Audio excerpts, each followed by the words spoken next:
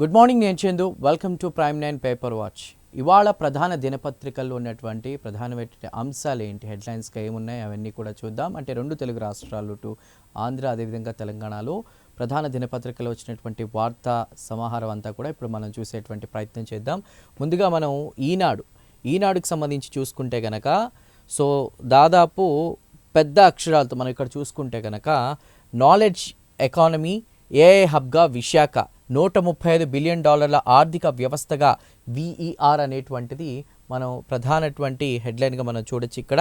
So CM Chandrababu వెల్లడి, విశాఖలో Cognizant campus నిర్మాణానికి భూమి పూజ, 25,000 ఉద్యోగాలు కల్పిస్తామంటూ కూడా సీఎం సమక్షంలో కాగ్నిజెంట్ సీఈఓ హామీ. సో చాలా ప్రతిష్టాత్మకంగా తీసుకుంది కూటమి ప్రభుత్వం. అంటే దాదాపు విశాఖని ఐటీ హబ్గా ఏర్పాటు చేయడానికి అక్కడ ప్రధానమైనటువంటి కంపెనీలన్నీ కూడా ఏర్పాటు చేసి యువతకి దాదాపు కొన్ని లక్షల వరకు ఉద్యోగాలు అక్కడ కల్పించే విధంగా కూడా ప్రయత్నం చేస్తోంది. సో $135 బిలియన్ ఆర్థిక వ్యవస్థగా విఈఆర్, సీఎం చంద్రబాబు వెల్లడి, విశాఖలో కాగ్నిజెంట్ క్యాంపస్ నిర్మాణానికి భూమి పూజ చేశారు. అక్కడ ఉన్నటువంటి ఎవరైతే ఎంప్లాయీస్ ఉన్నారో అందరూ కూడా చాలా జాగ్రత్తగా అభివృద్ధి దిశగా కూడా అంటే ఏపీ అభివృద్ధి దిశలోకి తీసుకెళ్లే విధంగా పనిచేయాలంటూ కూడా చెప్పినటువంటి పరిస్థితి. 25,000 ఉద్యోగాలు కల్పిస్తామంటూ సీఎం సమక్షంలో కాగ్నిజెంట్ సీఈఓ హామీ ఇవ్వడం జరిగింది. ఇది ప్రధానమైనటువంటి హెడ్లైన్. మనం ఇక్కడ ఈ ఇమేజ్లో చూడొచ్చు. కాగ్నిజెంట్ క్యాంపస్ భవన నిర్మాణ భూమి పూజలో పాల్గొన్న సీఎం చంద్రబాబు, మంత్రి లోకేష్, అదేవిధంగా చిత్రంలో Cognizant Americas president Suryakumar, India CMD Rajesh Warrier, Cognizant CEO Ravikumar, MLA Ganta Srinivasarao, MP Sribharat. So పర్యాటక రంగానికే కాకుండా టెక్నాలజీకి సంబంధించి కూడా మనం విశాఖ చూసుకుంటే అరకు ఇవన్నీ కూడా చాలా పర్యాటకంగా కూడా ఉంటాయి. సో బట్ అవి పర్యాటకంగానే కాకుండా టెక్నాలజీకి కూడా విశాఖని కేంద్రంగా చేయాలనేటువంటి ఉద్దేశంతో మొత్తానికి స్టార్టప్ కంపెనీలు భారీగా ప్రోత్సహిస్తాం, రాష్ట్రానికి డేటా సెంటర్లు రావడానికి గ్రీన్ ఎనర్జీ కారణం. సో ఏఐ డేటా హబ్గా విశాఖ, శాటిలైట్ సిటీగా శ్రీహరికోట, డ్రోన్ సిటీగా ఓర్వకల్, ఏరోస్పేస్ సిటీగా అనంతపురం, ఎలక్ట్రానిక్ సిటీగా తిరుపతి, మెడ్టెక్ జోన్ పార్క్గా విశాఖ, తొలి క్వాంటమ్ కంప్యూటర్ కేంద్రంగా కూడా అమరావతి ఎదుగుతున్నాయి. సో ఓవరాల్గా సంక్షేమమే కాదు అభివృద్ధి కూడా, సంపద సృష్టితో పాటు అభివృద్ధి వికేంద్రీకరణ దిశగా కూడా అంటే దాదాపు అన్ని ప్రాంతాలని కూడా అభివృద్ధికి సంబంధించి ఫోకస్ చేస్తూ ముందుకు వెళ్తున్నట్లుగా కూడా ఈ హెడ్లైన్ సారాంశం మనకు అందుతోంది. సో తర్వాత మనం చూసుకుంటే కనుక ఒకే గొడుగు కిందకు ఉన్నత విద్య, వికసిత్ భారత్ శిక్ష అధిక్షన్ బిల్లుకు కేంద్ర మంత్రి మండలి ఆమోదం, జనగణనకు దాదాపు 11,718 కోట్ల కేటాయింపు. జనగణనకు సంబంధించి మనం చూసుకుంటే 11,718 కోట్ల కేటాయింపు. ఉపాధి హామీ పథకం పేరు మార్పు, కొబ్బరి మద్దతు ధర పెంపు. సో ఏదైతే నూతన జాతీయ విద్యా విధానం ఎన్ఈసి ఉందో దానిలో భాగంగా ఉన్నత విద్యను ఒకే సంస్థ నియంత్రణలోకి తీసుకొచ్చే చర్యలను కేంద్ర ప్రభుత్వం ప్రస్తుతం ముమ్మరం చేసింది. దీనిలో భాగంగా రూపొందించిన వికసిత్ భారత్ శిక్ష అధిక్షన్ బిల్లుకు శుక్రవారం కేంద్ర మంత్రి మండలి ఏదైతే ఉందో సో ఆ మంత్రి మండలి ఆమోదం తెలిపింది. ప్రతిపాదిత బిల్లును తొలుత భారత ఉన్నత విద్యా కమిషన్ HECIగా పేర్కొన్నారు. అయితే తాజాగా దాని పేరును మార్చారు. సో ఏది ఏమైనప్పటికీ కూడా మొత్తం మీద జనగణనకి సంబంధించి కూడా 11,718 కోట్ల కేటాయింపు చేయడం జరిగింది. ఉపాధి హామీ పథకం పేరు కూడా మార్పు చేశారు. ఇంకా దానికి సంబంధించిన వివరాలు ఏవైనా చూడాలనుకుంటే కనుక మిగతాది సవివరంగా 7వ పేజీలో ఉంది, మనం చూసుకోవచ్చు కావాలంటే. సో తర్వాత ఈనాడులో ప్రధానంగా వచ్చినటువంటి మిగతా హెడ్లైన్స్ విషయానికి వస్తే నాలెడ్జ్ ఎకానమీ ఏఐ హబ్గా విశాఖ మనం చూసాం, ఒకే గొడుగు కిందకు ఉన్నత విద్య చూసాం. తర్వాత ఇక్కడ మరొక న్యూస్ మనం చూసుకుంటే కనుక చాలా అంటే ఇది ఒక రకమైన బాధాకరమైనటువంటి వార్తగానే చెప్పుకోవాలి. సో ఏదైతే ఘాట్ రోడ్లో ప్రమాదం జరిగిందో సో మొత్తం మీద అర్ధరాత్రి ఆ టైంలో కూడా తెల్లవారి ఆ జామ్లో కూడా జరిగింది. సో చింతూరు సమీపంలో కూడా యాత్రికుల బస్సు బోల్తా 9 మంది దుర్మరణం, 10 మందికి తీవ్ర గాయాలు, స్వల్పంగా గాయపడిన 18 మంది. అరకు నుంచి భద్రాచలం వెళ్తూ ఉండగా దుర్ఘటన. బాధితులంతా కూడా చిత్తూరు పరిసర ప్రాంతాలకు చెందిన వారే. సో ఏదేమైనప్పటికీ కూడా అక్కడ ఉన్నటువంటి పర్యాటక స్థలాలను వాటిని చూడడానికి వచ్చి కూడా తిరిగి రాని లోకాలకి దాదాపు ఒక 9 మంది చేరుకున్నారు, వెళ్ళిపోయారు. సో నిజంగా బాధాకరం. అసలు ఏం జరిగింది ఏంటి అనేది కూడా అక్కడ హోంమంత్రి అనిత వీళ్ళందరూ అక్కడికి వెళ్ళడం, బాధితుల్ని పరామర్శించారు. ఎవరైతే మృతి చెందారో వాళ్ళ కుటుంబ సభ్యులకి ప్రగాఢ సానుభూతి తెలియజేశారు. సో ప్రభుత్వం నుంచి సహకారం ఉంటుందని చెప్పారు. అలానే ఈ ప్రమాదానికి సంబంధించి కూడా డ్రైవర్ అంటే సీనియర్ ఒక డ్రైవర్, జూనియర్ ఒక డ్రైవర్ ఉంటారు. సో జూనియర్ నడపడం, ఆ ప్రాంతం వాళ్ళతో ఎవరైతే ఉంటారో వాళ్ళకి అవగాహన లేకపోవడంతో ఇది జరిగిందా ఏంటి, ఆ కోణంలో కూడా పరిశీలిద్దాం. అసలు డ్రైవర్కి కూడా గాయాలై ఉన్నాయి కాబట్టి అతను స్పృహలోకి వస్తే ఖచ్చితంగా దీనికి సంబంధించిన వివరాలన్నీ కూడా సేకరించే పనిలో ప్రభుత్వం ఉంది. సో ఏదేమైనా కూడా వారం కిందట వారంతా చిత్తూరు నుంచి తీర్థయాత్రలకు బస్సులో బయలుదేరారు.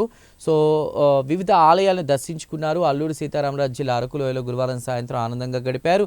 అక్కడి నుంచి భద్రాచలం సీతారామస్వామి దర్శనానికి వెళుతుండగా చింతూరు మారేడుమిల్లి ఘాట్ రోడ్ ఏదైతే ఉందో అక్కడ సో మనం చూడొచ్చు ఇక్కడ ఇమేజ్లో ప్రమాద స్థలంలో చెల్లాచెదురుగా మృతదేహాలు, యాత్రికుల సామాన్. నిజంగా చాలా బాధాకరం. ఇలాంటివి జరగకుండా కూడా ఇక మీదట ప్రభుత్వం తీసుకున్న నిర్ణయం ఏంటంటే అక్కడ దాదాపు రాత్రి నుండి కూడా ఉదయం 6 గంటల వరకు ఆ టైంలో ఎలాంటి వాహనాలకు అనుమతి లేకుండా కూడా ఏవో ప్రయత్నాలు చేస్తున్నారు. ఏదేమైనా కూడా ఇలాంటివి రిపీట్ కాకుండా చూడాలి. ఇది మనం ప్రధానంగా ఈనాడుకి సంబంధించిన హెడ్లైన్స్లో. తర్వాత మనం చూసుకుంటే కనుక 70 ఏళ్ల సేవలకు ఇక సెలవు అనేది మనం ఇక్కడ చూడొచ్చు. తుంగభద్రలో మొత్తం 33 గేట్ల స్థానంలో కొత్తవి, పాత తలుపులు తొలగించే ప్రక్రియ ప్రారంభం అంటూ కూడా ఈ వార్త ఒకటి మనం చూడాలి.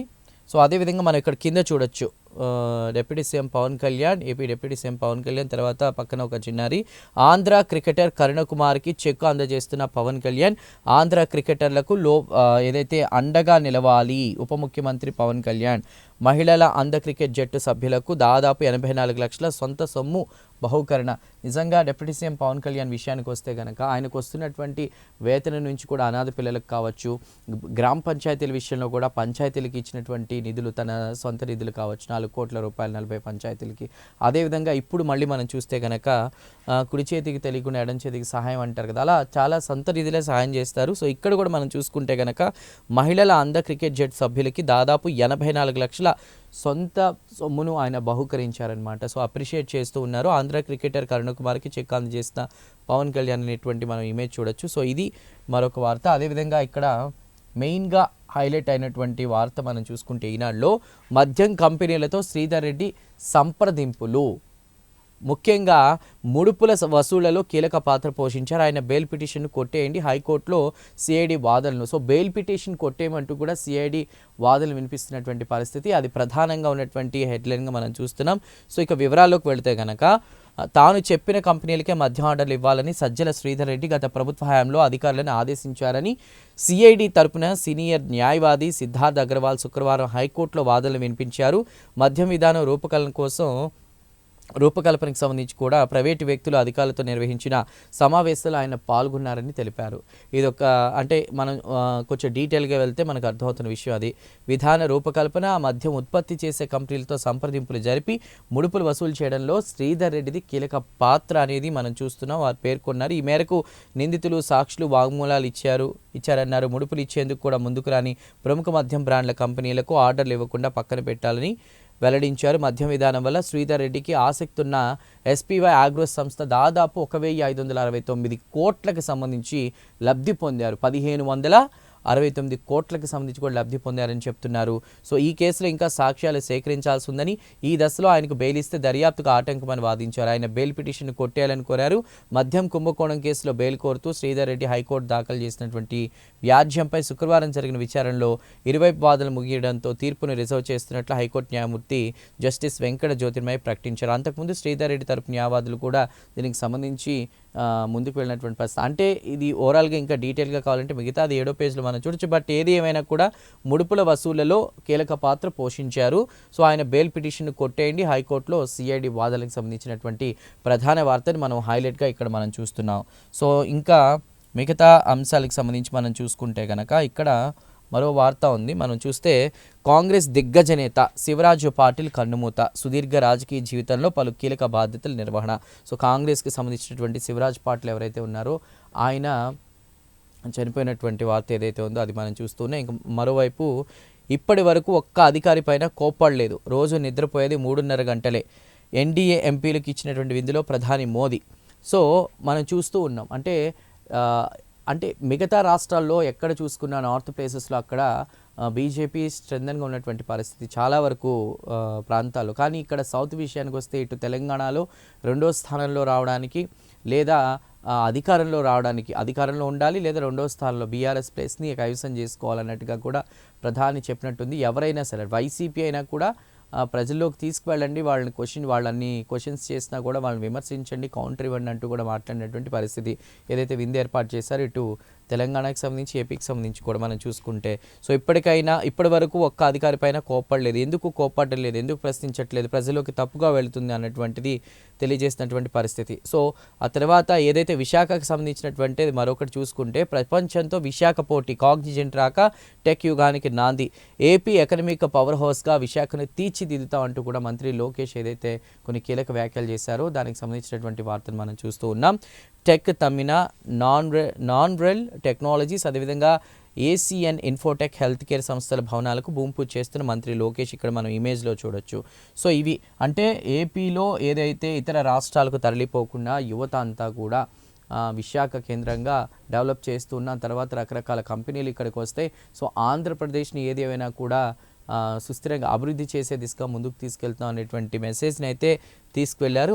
ప్రధానంగా ఈనాడుకు సంబంధించినటువంటి పేపర్లో ఇవి మనం చూసాం. సో ఇంకా అదేవిధంగా ఇంకొక వార్తకు సంబంధించి చూసుకుంటే కనుక, ఏసీసీ సిమెంట్స్కు తాకీదు జారీ చేసిన ప్రభుత్వం, వారంలో భారతీ సిమెంట్, రామ్కో సిమెంట్స్ లీజులకు సైతం నోటీసులు, కేంద్ర నిబంధనలకు విరుద్ధంగా జగన్ హయాంలో సున్నప్రాయ లీజుల మంజూరు, వీటిపై ఇప్పుడు చర్యలు మొదలు, 4 లీజులు రద్దు చేసేందుకు కూడా రంగం సిద్ధం. సో వేలం ద్వారానే లీజులు కేటాయించాలని 2015-2021లో కేంద్ర గనుల శాఖ చట్ట సవరణ చేసినా సరే దీనికి విరుద్ధంగా వైకాపా ప్రభుత్వం 2023-24లో 4 సున్నప్రాయ లీజులు దరఖాస్తు విధానంలో మంజూరు చేయగా వాటిపై ఇప్పుడు చర్యలు మొదలయ్యాయి. గతంలో వైసీపీ ప్రభుత్వ హయాంలో జరిగినటువంటి తప్పులు ఏవైతే ఉన్నాయో అవన్నీ కూడా ఇప్పుడు కూటమి ప్రభుత్వంలో బయటకు వస్తున్నటువంటి పరిస్థితి. ఆ నేపథ్యంలోనే ఏసీసీ సిమెంట్స్కు తాకీదు జారీ చేసిన ప్రభుత్వం, వారంలో భారతీ సిమెంట్ కావచ్చు, రామ్కో సిమెంట్స్ లీజులకు సైతం నోటీసులు, కేంద్ర నిబంధనలకు విరుద్ధంగా జగన్ హయాంలో సున్నప్రాయ లీజులకు మంజూరు. సో ఏవైతే వారి ప్రభుత్వ హయాంలో కొన్ని లీజులు ఇచ్చినటువంటి విషయం కావచ్చు, అదంతా కూడా ఇప్పుడు బయటకు వస్తున్నటువంటి పరిస్థితి. ఆ వార్తను హైలైట్ చేస్తున్నారు ఈనాడులో. సో ప్రధానంగా ఈనాడులో ఇది అంశాలు ఇవి మనం చూసాం. ఇక మనం సాక్షి విషయానికి వస్తే కనుక, సాక్షి పేపర్ మనం చూసుకుంటే కనుక మనం ఇందాక ఈనాడు పేపర్లో చూసాం, కానీ ఇక్కడ మొత్తం వైస్ వర్సా డిఫరెంట్ అనమాట. ఆగని అప్పుల పరుగు, బాబు గారి లిక్కర్ బాండ్లు, ఎక్సైజ్ బాండ్ల రూపంలో దాదాపు 5,490 కోట్ల రుణం అంటూ కూడా ప్రధానంగా ఈ వార్తని మద్యంకి సంబంధించి కూడా మనం చూసుకుంటే కనుక హైలైట్ చేశారు. రాబోయే మద్యం ఆదాయం తాకట్టు పెట్టే అప్పు, సో బాండ్ల జారీపై జీవో లేదు, గుట్టు చప్పుడు కాకుండా వ్యవహారం, ఏకంగా 9.15% అత్యధిక వడ్డీ రేటు. అంటే కూటమి ఏమో వైసీపీ ప్రభుత్వ హయాంలో లిక్కర్ మాఫియా జరిగిందని, ఇటు ఇప్పుడు వైఎస్ఆర్సీపీ ప్రభుత్వానికి సంబంధించి ఉన్నటువంటి పేపర్లో మనం చూసుకుంటే కనుక ఇటు కూటమి ప్రభుత్వమే మద్యం అంతా కూడా స్కామ్ చేస్తుంది అన్నట్టుగా కూడా వారి వార్తలు ఉన్నాయి. సో నాడు తక్కువ వడ్డీతో తక్కువ అప్పులు చేసినా శ్రీలంక అయిపోతుందని యాగి, సంపద సృష్టిస్తానని చెప్పి ఎక్కువ వడ్డీతో ఎక్కువ అప్పులు చేసిన చంద్రబాబు, మీ ప్రభుత్వ హయాంలో అప్పులు చేశారు, రాష్ట్రాన్ని అధోగతి పాలు చేశారు, అప్పులు చేశారని చెప్పి కూటమి ప్రభుత్వం వైఎస్ఆర్సీపీని అంటుంటే, ఇప్పుడు వైఎస్ఆర్సీపీ చెప్తుంది ఏంటంటే మాకంటే అప్పులు మీరు ఎక్కువ చేస్తున్నారు, ఎక్కువ అప్పులు చేస్తుంది చంద్రబాబు. 18 నెలల్లోనే బాబు గారు అప్పులు చూసుకుంటే కనుక దాదాపు 2,66,175 కోట్లు అంటూ కూడా వాళ్ళు చెప్తున్నటువంటి పరిస్థితి. 5 ఏళ్లలో జగన్ ప్రభుత్వం చేసిన అప్పుల్లో 80% 18 నెలల్లోనే దాటేసిన బాబు. గత 5 సంవత్సరాల్లో రాష్ట్రం కోసం మేము చేసిన అప్పు ఏదైతే ఉందో అది ఉన్న 18 నెలల్లోనే మేము చేశామని. కానీ కూటమి ప్రభుత్వం మరి దీనికి ఎలాంటి సమాధానం ఇస్తుందో చూడాలి. ఎందుకంటే ఏది చేసినా సంపద సృష్టిస్తాం, తర్వాత కంపెనీలు వచ్చినా ఏం చేసినా వాళ్ళకి భూములు ఇచ్చారన్న ఏదైనా ట్యాక్సుల రూపంలో రిటర్న్ వస్తుంది. ఖచ్చితంగా ప్రజలకి మేము అది ఒక శ్వేతపత్రం కూడా రిలీజ్ చేయాలని కొంతమంది నిపుణులు కూడా చెప్తూ ఉన్నారు. ఎంత ఖర్చు చేస్తున్నారు, ఏం జరుగుతుంది, వాట్ ఈస్ వాట్ అనేది. బట్ మనం ఇక్కడ చూసుకుంటే కనుక మెయిన్గా హైలైట్ చేసింది 18 నెలల్లోనే బాబు గారి అప్పులు 2,66,175 కోట్లు. 5 ఏళ్లలో జగన్ ప్రభుత్వం చేసిన అప్పుల్లో 80% 18 నెలల్లోనే, ఈ సంవత్సరన్నర కాలంలోనే చేశారు, సంవత్సరన్నర కాలంలో దాటేశారు. ఎక్కువ అప్పులే కాదు, వేగంగా అప్పులు చేయడంలో కూడా బాబు గారే టాప్ అంటూ కూడా ప్రధానంగా ఈ వార్తను హైలైట్ చేశారు. 2014-19 అప్పుల కాంపౌండింగ్ యాన్యువల్ గ్రోత్ రేట్ చూసుకుంటే దాన్ని మనం షార్ట్ ఫామ్లో CAGR అంటే 22.63% ఉంది. సో ఇక ఇలాగైతే ఏపీ పరిస్థితి శ్రీలంక కాదు సౌత్ సూడాన్ అంటున్న ఆర్థిక నిపుణులు. సో ఆర్థిక నిపుణులు అన్నారా, మరి ఎవరన్నారా మనం చూసుకుంటే కనుక ఖచ్చితంగా ఇక్కడ వాళ్ళు మెన్షన్ చేసిందంటే హైలైట్ చేసి, మీరు గతంలో వైఎస్ఆర్సీ ప్రభుత్వంలో ఏపీ శ్రీలంక పరిస్థితి వచ్చేస్తుంది, కరువు వస్తుంది, సో అప్పులో కూరుకుపోద్దని అన్నారు. సో ఈ వేగంగా అప్పులు చేయడంలో మాకంటే ఎక్కువగా అప్పులు చేయడంలో చంద్రబాబు టాప్గా ఉన్నారు కాబట్టి ఏపీ పరిస్థితి శ్రీలంక కాదు సౌత్ సూడాన్ అయ్యేటువంటి దాఖలాలు కనిపిస్తున్నాయన్నట్టుగా కూడా ప్రధానంగా ఈ వార్తను హైలైట్ చేస్తూ వచ్చారు సాక్షిలో. సో తర్వాత మనం చూసుకుంటే కనుక ఏదైతే 24న క్యాబినెట్ సమావేశం సీఎం చంద్రబాబు అధ్యక్షతన ఈ నెల 24వ తేదీ డిసెంబర్ 24 ఉదయం 10:30 రాష్ట్ర సచివాలయంలోని మొదటి బ్లాక్లో మంత్రివర్గ సమావేశం నిర్వహిస్తారని ప్రభుత్వ ప్రధాన కార్యదర్శి కె విజయానంద్ శుక్రవారం వెల్లడించారు. ఆ వార్తని కొంచెం ఇక్కడ మనకి చిన్నగా వాళ్ళు చూపించినటువంటి పరిస్థితి. సో అదేవిధంగా ఇక్కడ మనం చూసుకుంటే కనుక గోదావరి పుష్కరాలకు సంబంధించి కూడా హైలైట్ చేస్తూ వచ్చారు. అంటే పుష్కరాలు 2027లో ఉన్నా కూడా దానికి సంబంధించిన పనులకు సంబంధించి మనం చూసుకుంటే కనుక గోదావరి పుష్కరాలు 2027 జూన్ 26 నుంచి జూలై 7వ తేదీ మధ్య 12 రోజుల పాటు, సో 12 సంవత్సరాలకు ఒకసారి పుష్కరాలు వస్తాయి కాబట్టి 12 రోజుల పాటు కూడా నిర్వహిస్తూ ఉంటారు. ఈ మేరకు రాష్ట్ర ఎవరైతే ప్రభుత్వం సంబంధించినటువంటి వాళ్ళు ఉన్నారో శుక్రవారం కొంత ఉత్తర్వులు కూడా జారీ చేసింది. సో అది దానికి సంబంధించినటువంటి అంటే 2027 జూన్ 26 నుంచి కూడా పుష్కరాలు ఉండబోతున్నాయి 12 రోజుల పాటు. అది ఎప్పటి వరకు అంటే జూలై 7వ తేదీ వరకు కూడా ఉండబోతున్నాయి. సో అదేవిధంగా ఇక్కడ కూడా మనం చూస్తే శివరాజ్ పాటిల్ కన్నుమూత. కాంగ్రెస్ కురువృద్ధ నేత శివరాజ్ పాటిల్ 90 వయసు ఉంటుంది ఆయనకి. సో అనారోగ్య కారణాలతో కూడా ఆయన మృతి చెందారు, అదొకటి హైలైట్ చేస్తూ వచ్చారు. సో అదేవిధంగా మనం చూసాం ఇందాక ఈనాడులో కూడా అల్లూరు జిల్లాలో మారేడుమిల్లి ఘాట్ రోడ్లో బోల్తా పడినటువంటి బస్సు. సో మృత్యులోయ మారేడుమిల్లి ఘాట్ రోడ్లో ప్రైవేటు బస్సు బోల్తా, తులసిపాక వద్ద ఘోర ప్రమాదం, 9 మంది మృతి, 22 మందికి తీవ్ర గాయాలు. మృతుల్లో 8 మంది చిత్తూరు జిల్లా వాసులే. పాపం ఎక్కువ చిత్తూరు జిల్లా నుంచి వచ్చినటువంటి వాళ్ళే చనిపోయినటువంటి పరిస్థితి. కొబ్బరి బొండాల ఆటో బోల్తా, బాపట్ల జిల్లాలో 3 మృతి. సో మరో 6గురికి అంటే దీనికి సంబంధించి మనం చూసుకుంటే కనుక మరో 6గురికి స్వల్ప గాయాలు. డ్రైవర్ అతివేగం, దట్టమైన పొగమంచు కారణంగా కనిపించిన రోడ్లు, నిద్రలోనే మృత్యువోడికి చేరుకున్నటువంటి యాత్రికులు అంటూ కూడా ఏదైతే ప్రమాదానికి సంబంధించి ఉందో అది హైలైట్ చేసుకుంటూ వచ్చారు. సో ఇక తర్వాత సాక్షి పేపర్లో మనం చూసుకుంటే కనుక ఇక్కడ మనం చూసుకోవచ్చు, కథం తొక్కిన అంగన్వాడీలు డిమాండ్ల సాధన కోసం రోడ్లెక్కి ఆందోళన. రాష్ట్ర వ్యాప్తంగా అన్ని జిల్లాల కేంద్రాల్లో కలెక్టరేట్ల ఎదుట ధర్నాలు. అంటే కూటమి ప్రభుత్వం వచ్చాక అందరికీ పెన్షన్ల విషయం కావచ్చు, జరుగుతున్నటువంటి పనుల విషయం కావచ్చు, అంతా సవ్యంగా ఉందని వాళ్ళు చెప్తుంటే ఇక్కడ మనం చూసుకోవచ్చు నెల్లూరు జిల్లా కలెక్టరేట్ వద్ద ధర్నా చేస్తున్న అంగన్వాడీలు ఎవరైతే ఇష్యూ జరిగిందో దానికి సంబంధించి కూడా హైలైట్ చేస్తూ రాసుకొచ్చారు.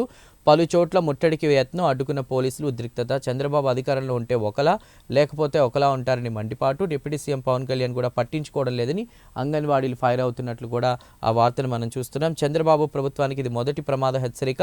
మా సమస్యలు పరిష్కరించకపోతే సమ్మెకు దిగుతాం. వాళ్ళు దిగుతా అన్నారు లేదో కానీ సమ్మెకు దిగుతామని చెప్పేసినటువంటి మాటను తీసుకుని చాలా హైలైట్ చేసుకుంటూ కూడా రాసుకొచ్చినటువంటి పరిస్థితి. సో అది ఒక వార్త. ముఖ్యంగా మనం ఇక్కడ చూసుకుంటే కనుక తర్వాత మరో వార్త చూసుకుంటే కనుక కాకీలా కిడ్నాపర్ల.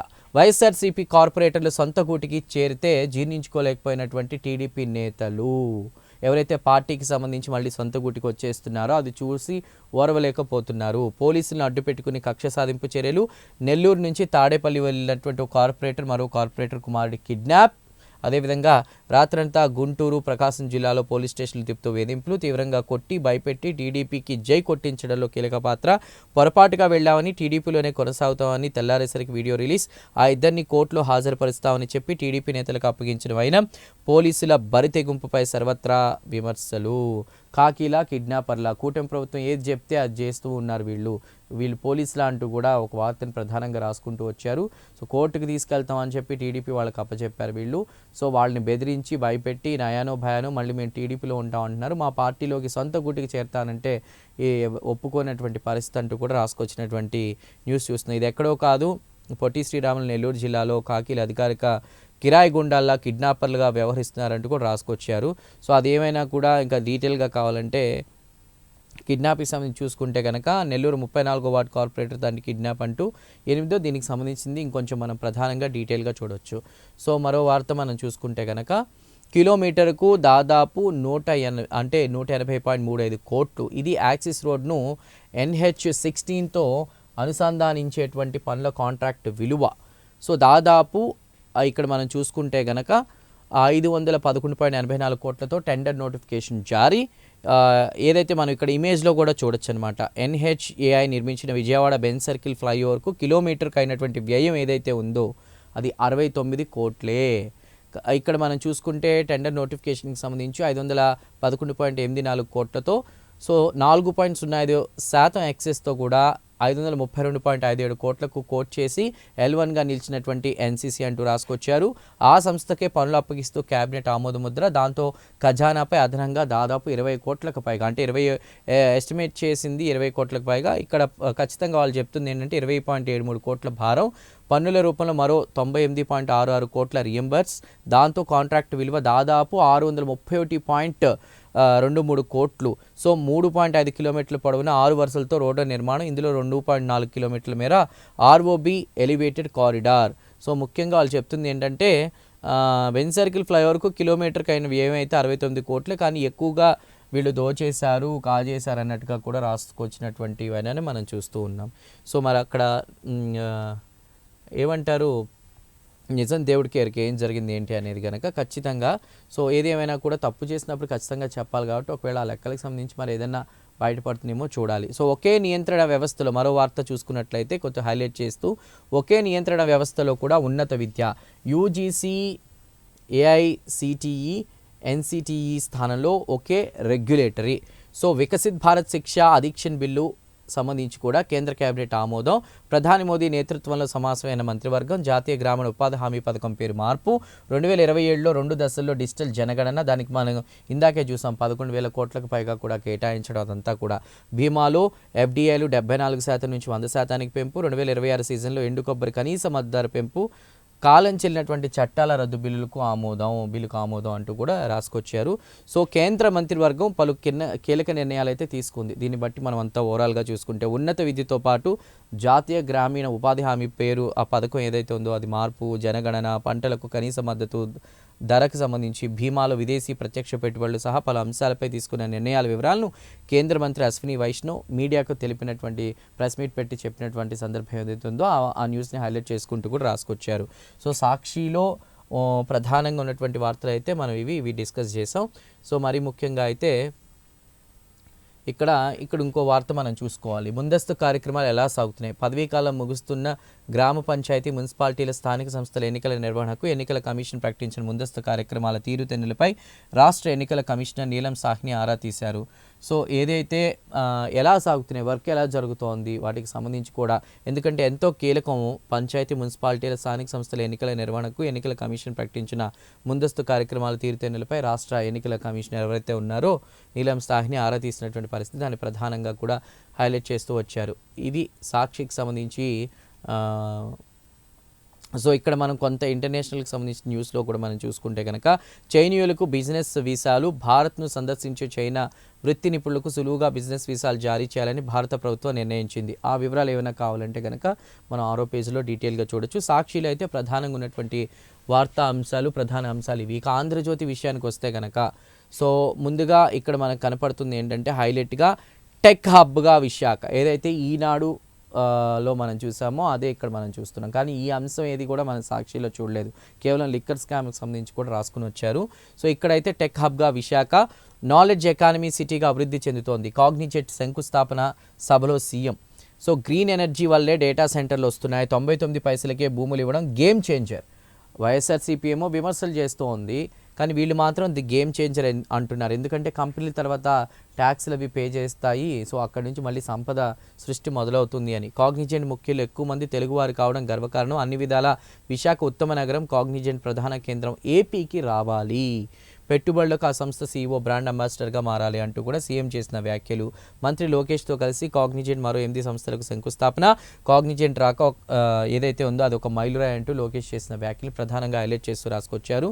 సో అదేవిధంగా ఇక్కడ ఈ న్యూస్కి సంబంధించి కూడా మనం చూసుకుంటే కనుక, విశాఖ ఎకనామిక్ రీజియన్కు మహర్దశ, గ్లోబల్ హబ్గా అభివృద్ధి అంటూ కూడా చంద్రబాబు చేసినటువంటి వ్యాఖ్యలు ఏవైతే ఉన్నాయో వాటిని హైలైట్ చేస్తూ ఉన్నారు. అవసరానికి మించి డేటా సెంటర్లను ప్రోత్సహించొద్దు, ఐటీ ఏఏ సంస్థలకు అధిక ప్రాధాన్యం ఇవ్వాలి, 2032 నాటికి $135 బిలియన్ ఆర్థిక వ్యవస్థ ఒక టార్గెట్ పెట్టుకున్నారు. వికసిత్ భారత్లో ఆంధ్రప్రదేశ్ కూడా భాగం కావాలి, 2047 అనేది ఒకటి ఉంటే ఇక్కడ ఏపీకి సంబంధించి మనం చూసుకుంటే 2032 నాటికి $135 బిలియన్ ఆర్థిక వ్యవస్థ దిశగా ఏపీ దూసుకువెళ్ళాలి. విశాఖ కీలక పాత్ర పోషించాలి. 30 లక్షల ఉద్యోగాలే లక్ష్యం. సో 30 లక్షల ఉద్యోగాలని టార్గెట్గా పెట్టుకున్నటువంటి పరిస్థితి. 7 గ్రోత్ డ్రైవర్లు, 10 పాలసీలతో ఆర్థిక ప్రాంత అభివృద్ధికి ప్రణాళికలు. వీఈఆర్పై సీఎం తొలి సమీక్ష, 49 ప్రాజెక్టులపై చర్చ. ఏది ఏమైనా కూడా మళ్ళీ తిరిగి ఎలక్షన్స్ రాబోతున్నాయి. ఇప్పటికే 18 నెలల కాలం, అంటే సంవత్సరాల పైగా కూడా కంప్లీట్ అయిపోయింది. మిగతా 2 సంవత్సరాల్లో చేయగలిగినంత చేయాలి. ఖచ్చితంగా ప్రజల్లో వాళ్ళ నమ్మకం కోల్పోకూడదు. తర్వాత మళ్ళీ ఎలక్షన్స్ ఆడవడంతా ఉంటుంది. సో ఈలోపు ఏవైతే పనులు చెప్పారో అవి చేసి చూపించాలన్న దిశగా కూడా కూటమి ప్రయత్నం మనకి ఇక్కడ అర్థమవుతోంది. సో ఇక్కడ కూడా మనం ఆ ఇమేజ్ చూడొచ్చు, కాగ్నిజెంట్ శంకుస్థాపన కార్యక్రమాలకు సంబంధించి కూడా. సో ఒకటి విశాఖని పర్యాటకంగానే కాకుండా టెక్నాలజికల్గా కూడా, టెక్నాలజీ వైజ్గా కూడా అభివృద్ధి చేయాలని చెప్పి చూస్తున్నటువంటి పరిస్థితి. సో అంతా అభివృద్ధి అనేది వికేంద్రీకరణ జరగాలనేది అర్థమవుతుంది.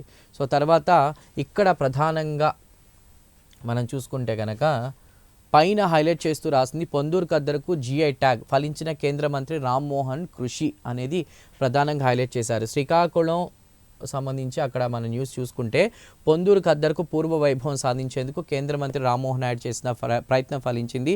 పొందూరు ఖాదీకి భౌగోళిక గుర్తింపు ప్రకటిస్తూ వాణిజ్య పరిశ్రమల శాఖ పరిధిలోని భౌగోళిక సూచీల రిజిస్ట్రీ శుక్రవారం అధికారిక పత్రాన్ని జారీ చేసింది. ఈ ప్రకటనపై కేంద్ర మంత్రి, శ్రీకాకుళం జిల్లా వాసులు కూడా హర్షం వ్యక్తం చేస్తున్నటువంటి పరిస్థితి. ఆ వివరాలన్నీ కూడా మనం మిగతాయి 12వ పేజ్లో చూడొచ్చు. ఇక ఇక్కడ మనం హైలైట్ చేసినటువంటి న్యూస్ ఒకసారి పరిశీలించినట్లయితే 2029 ఎన్నికలు, పాత సీట్లతోనే నియోజకవర్గాల పునర్విభజనకు జనగణన అడ్డు అనేది ప్రధానంగా ఉంది. వచ్చే ఏప్రిల్ నుంచి దేశవ్యాప్తంగా జనాభా లెక్కల ప్రక్రియ, దానికి సంబంధించి కూడా కేంద్ర ప్రభుత్వం ఎంత కీలకంగా తీసుకుంది, నిధులు ఎలా రిలీజ్ చేసినదంతా మనం చూసాం.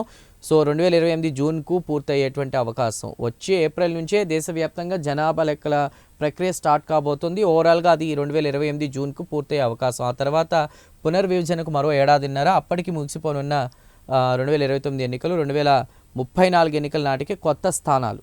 ఈ లెక్కల్ని బేస్ చేసుకున్నదంతా వివరాలన్నీ చూసుకుంటే కనుక 2029 ఎన్నికలు కూడా కంప్లీట్ అయిపోతే, ఆ ప్రొసీజర్ కంప్లీట్ అయ్యేసరికి, సో ఏదేమైనా 34 ఎన్నికలు ఏదైతే ఉంటాయో అప్పటికే కొత్త స్థానాలు అంటూ కూడా రాసుకొచ్చినటువంటి పరిస్థితి. అది ప్రధానంగా ఉంది. ఆ వివరాలన్నీ కావాలంటే మిగతాది మనం ఈ 2వ పేజ్లో మనం చూసుకోవచ్చు అనమాట. ఇక ఇక్కడ ఆ జనగణనకి సంబంధించి కూడా 11,718 కోట్లు కేటాయించడం, 2 దశల్లో నిర్వహణకు కేంద్ర కేబినెట్ ఒక ఆమోదం తెలపడం, అది హైలైట్గా మనం చూస్తున్నాం.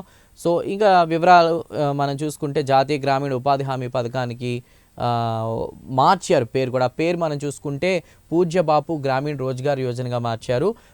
పని దినాల సంఖ్య 100 నుంచి 125కు, ఎండు కొబ్బరి కనీస మద్దతు ధర పెంపుకు పచ్చజెండా ఊపారు. భీమారంగంలో 100% విదేశీ ప్రత్యక్ష పెట్టుబడులకు ఓకే, ఉన్నత విద్యకు ఒకటే నియంత్రణ సంస్థ అనేటివి మనం చూడొచ్చు. పనికిరాని 71 పాత చట్టాల రద్దుకి కోల్ సేత్కు ఆమోదం, 50% బొగ్గు ఎగుమతికి అవకాశం. ఇది మనకి ఆంధ్రజ్యోతిలో ఉన్నటువంటి వార్తా విశేషాలు అవన్నీ కూడా. సో ఇక్కడ మనం చూడొచ్చు ఏదైతే ఘాట్లో జరిగినటువంటి ఘోరం ఏదైతే ఉందో, చింతూరు మారేడుమిల్లి ఘాట్ రోడ్లో పైనుంచి పల్టీలు కొడుతూ కిందకు పడినటువంటి న్యూస్ ప్రధానమైనటువంటి 2 దినపత్రికల్లో చూసాం.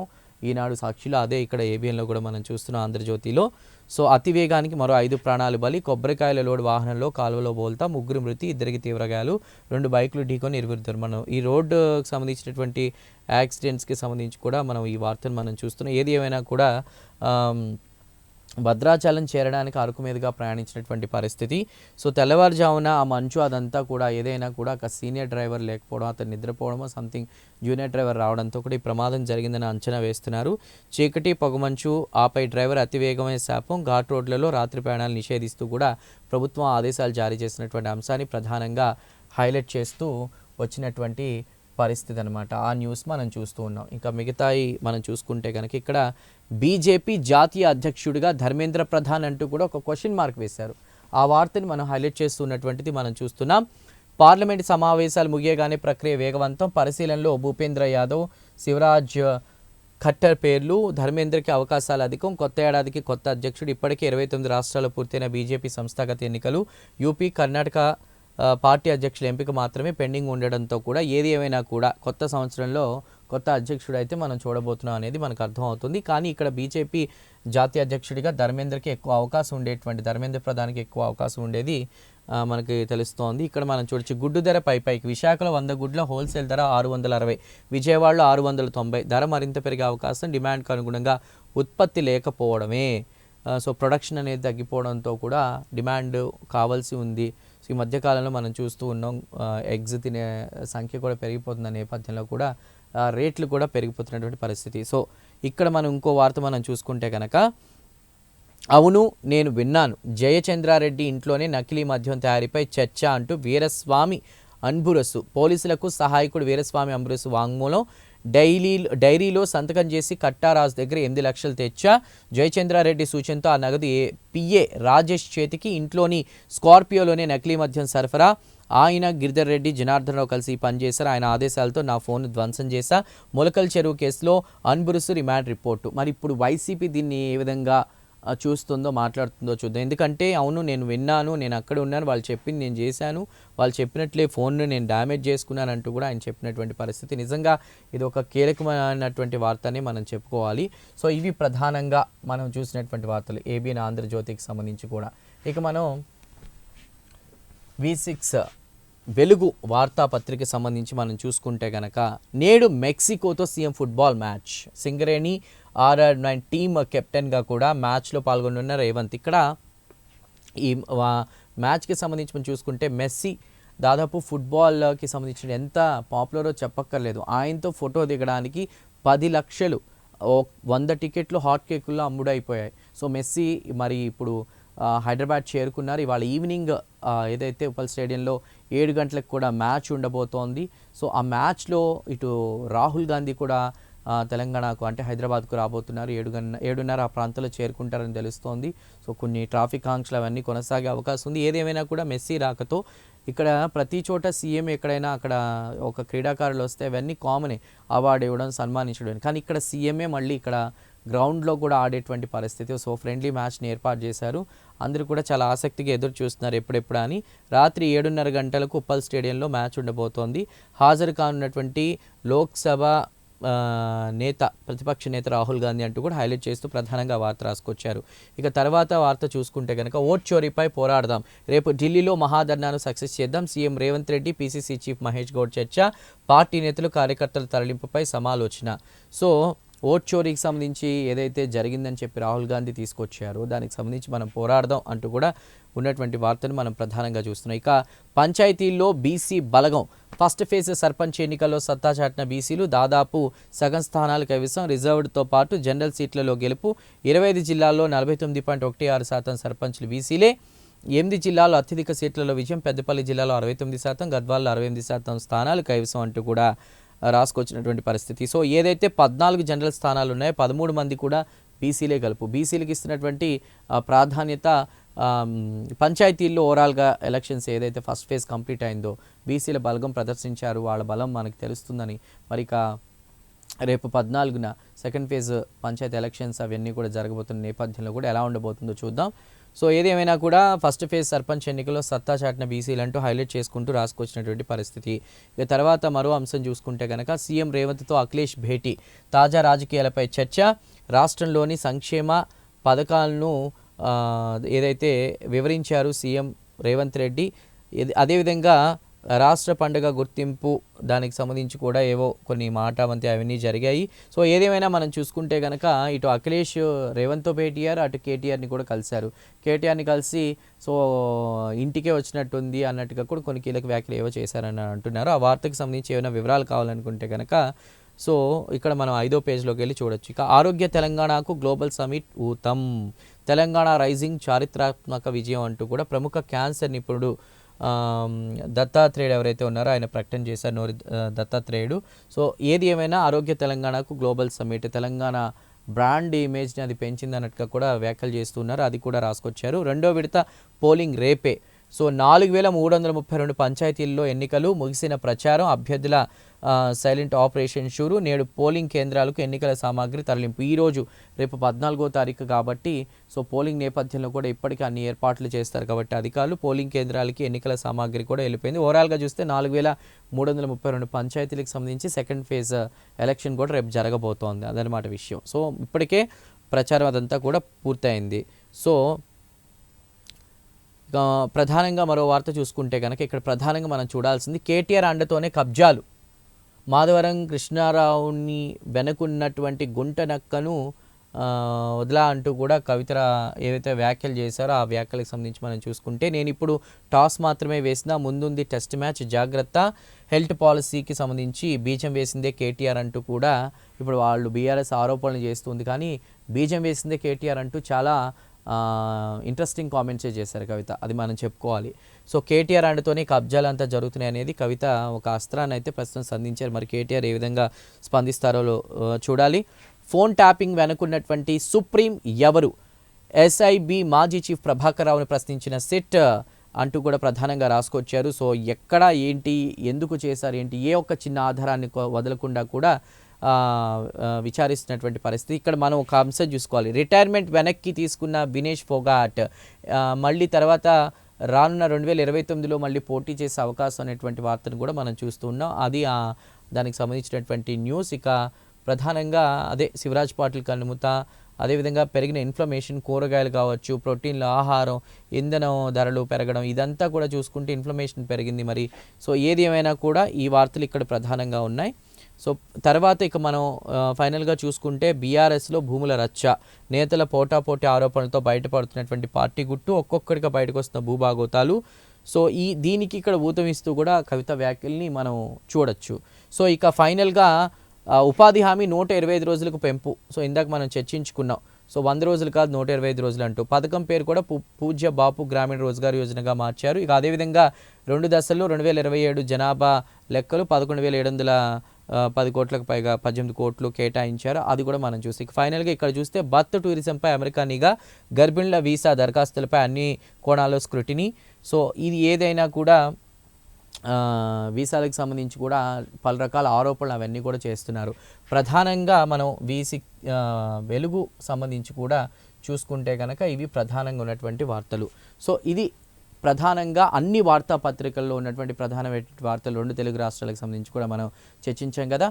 ఇది ఇవాల్టి ప్రైమ్ 9 పేపర్ అనాలిసిస్. రేపటి పేపర్ అనాలిసిస్లో మళ్ళీ కలుద్దాం. Children keep watching prime 9 news.